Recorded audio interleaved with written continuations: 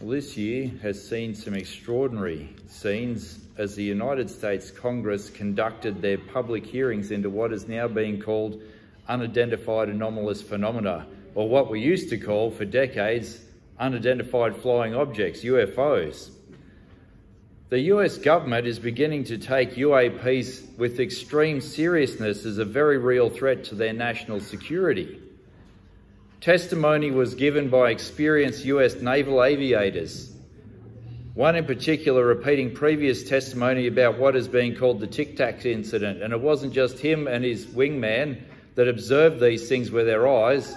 They caught footage on their gun camera, and also the ship that was supporting them saw it on radar and other instruments.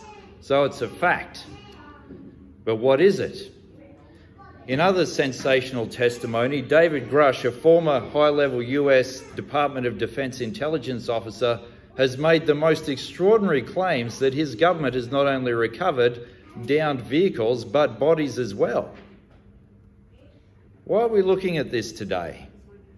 Well, it's because what was once the realm of science fiction, beginning with H.G. Wells' War of the Worlds and popularised by stuff like the X-Files, what was once the realm of sensationalist speculation since Kenneth Arnold in his light aircraft observed 9 silver flying discs in 1952, what has been the realm of conspiracy theories and nutbags and alternate magazines for over a century, has now entered mainstream public discourse and is being treated by the most powerful government in the world with absolute seriousness. Whilst the truth of Mr. Grush's claims has yet to be confirmed or dismissed, credible witnesses like those of the US Navy pilots have for decades, if not centuries, been observing things that defy explanation. Now, make no mistake, most of the things that are unidentified anomalous phenomena are actually identified and categorised. But there is a very small percentage that is not and is left unexplained. So what are we to make of it all? Are folks encountering strange visitors from another world? Well, one thing our Christian faith should teach us is that in God's good creation, nothing is impossible. There are, after all, trillions upon trillions of stars in the observable universe. Is it possible God made other habitable planets out there with intelligent material beings living on them? Well, yeah, I guess it's possible. There are serious Christian thinkers who have mounted some half-decent theological arguments for the existence of extraterrestrial life and how that might fit into our faith, and they are worth a serious look if you want to take the time. However, knowing God and his extravagance, it is equally likely that all those stars are simply an extravagant piece of installation art. Because why not if you've got the power and the creativity and the time to do it? Why not? But let's just say, for argument's sake, that there is life on other planets circling other stars and they wanted to get here. There's a big problem. It's called the universal speed limit, the speed of light, 300,000 kilometres a second. And that makes the distance between one star and another physically insurmountable, with even the nearest star 4 whole light years away. You're going to die on the way here, probably of old age. Even if you did manage to get up a decent proportion of the speed of light, the energy and forces expended will probably leave you a thin layer of red paint against the back wall of your spaceship, or you'll cook into nothing. And not only that, you've got to deal with cosmic radiation, which a lot of science fiction just blithely ignores. If you take your spaceship outside of the Earth's magnetosphere, you're going to cook. So Elon Musk better have a really clever plan to get to Mars without cooking like he's in a microwave. So while, look, it might be an extreme remote a possibility for something to travel here, it is also extremely unlikely. So what do we do as Christians? What do we make of these very credible witnesses and what they're seeing, because they are seeing something. They're not dills. They have everything to lose and nothing to gain by going public, especially these senior military people. Well, we find again that the Bible has got there ahead of us. Like when we talked about artificial intelligence, when we talked about all these other things. The Bible tells us that we are not alone in this universe.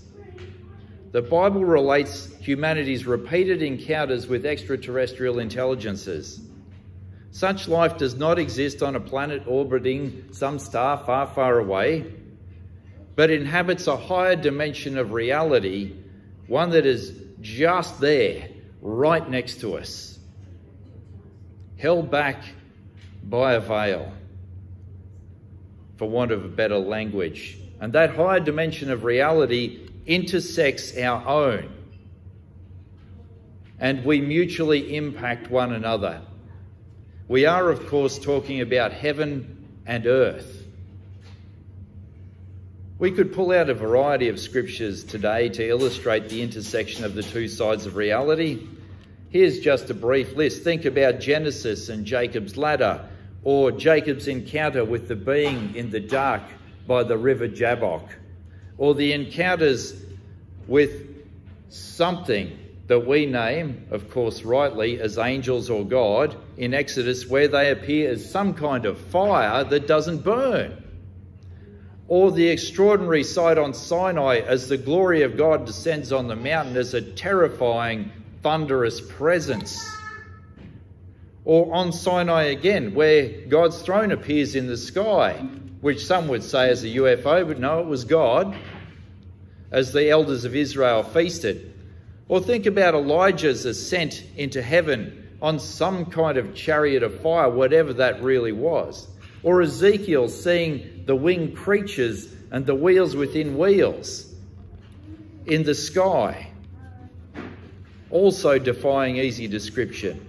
Or you can go look up Daniel chapter 10, or the angelic beings lighting up the sky descend as the shepherds were told that the Messiah had been born.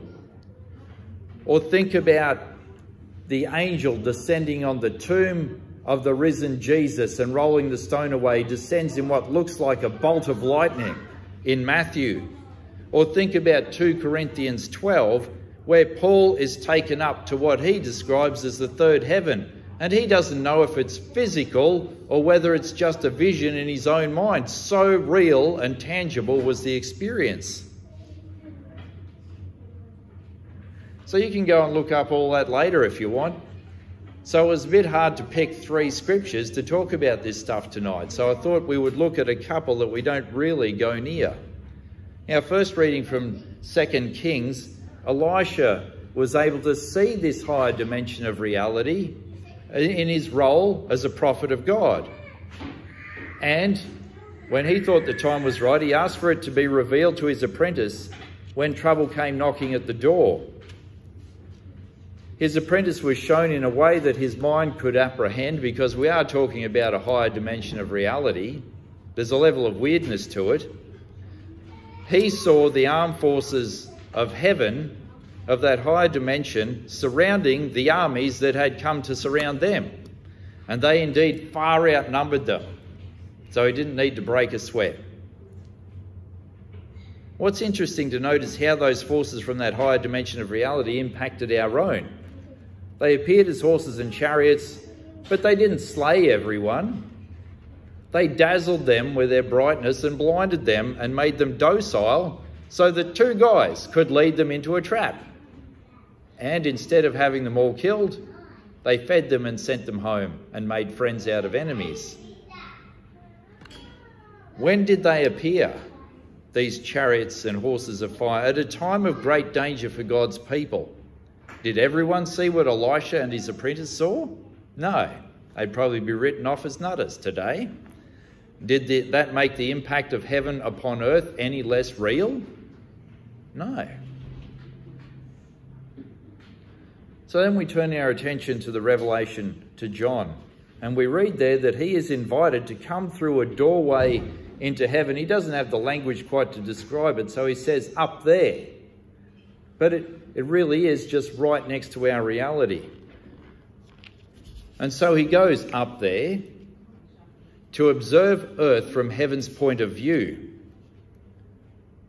to be shown that the forces of evil aren't all that much, considering the splendour and the power available to God. And he has shown there the immediate future of the 7 churches in Asia. What he sees in that higher dimension of reality is mind-blowing. You get the very real sense that he is struggling to apprehend what he's looking at. And his vocabulary is barely able to keep up with what he's seeing. He says there was something like a bull and something like a human being, that it's like, he had his work cut out for him. And around the throne of God himself, there are gathered elders. And then there's these 4 weird-looking living creatures. But we know heaven is populated with other creatures of other kinds that we're only vaguely hinted at. But if you read on through Revelation, you'll know that there's plenty of angels stacking the crowds there. When did John get taken into heaven? At a time of great danger for God's infant church. Did everyone see what he saw? No. Did that make the impact of heaven onto earth any less real? Well, no, because what he was shown came to pass. Despite the church being tiny and the Roman Empire being world dominating, the mightiest empire the world had seen to that point completely fell. That is a historical fact. Then in our gospel episode, we read of an encounter with malevolent, disembodied alien intelligences.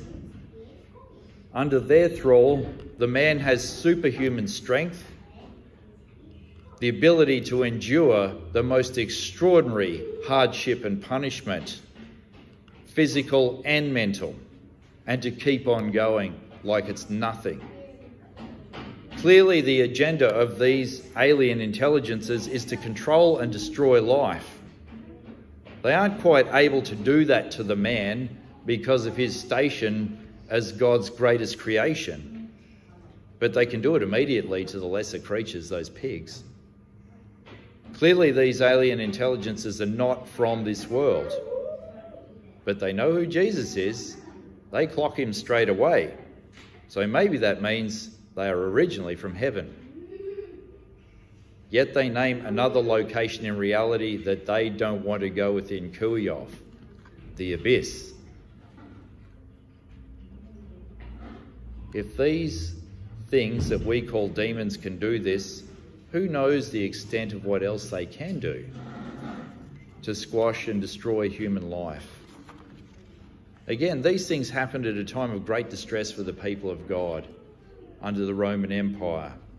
Did everyone see these things or experience them? No. Do we believe this stuff any the less because it wasn't seen by everyone? No. And do we believe any less the impact of heaven on earth? No. So what are folks seeing when we talk about unidentified anomalous phenomena? And we probably should have some idea, because it is in the news and being taken very seriously, and people will ask you eventually about it. And also, over the course of my 18 years of ministry, I've had 3 credible Christian people come to me and say, this is what I saw in the sky. But because I know the scriptures, I was able to unpack that with them and help them to understand what was going on. It seems that in many cases what people are having is some kind of encounter as heaven is impinging on earth. Perhaps God is allowing them to either visually or physically apprehend a heavenly reality. And that's what they should go and pray about for fuller understanding. Or they're encountering demonic activity that attempts to lead them away from the living God if they go hunting for answers in other corners. Look, if there really are biological entities visiting us from some other part of the galaxy, look, I'll be honest, I'll be forced back to the scriptures to have a rethink. But I'm betting they're not. with the current buzz this year, there may be another thing going on. With all the other worries and concerns in this world, the current focus, now I'm not dismissing what very sober-minded, credible witnesses have seen, but the current buzz might just be a massive con job put on by the principalities and powers of this age to deceive and divert us from paying attention to the things that really matter, that they might further take control over our lives and imaginations and further lead us away from the living God. Whatever the case may be, take heart. Our readings today speak of what is central to us human beings trying to live through the challenges and weirdness of the 21st century. I mean, I never thought I would be preaching about UFOs, believe me. Take heart, because we are not alone. The God of heaven and earth intends full life and freedom for every human being. At various times and places, he intervenes for us, both in history and now.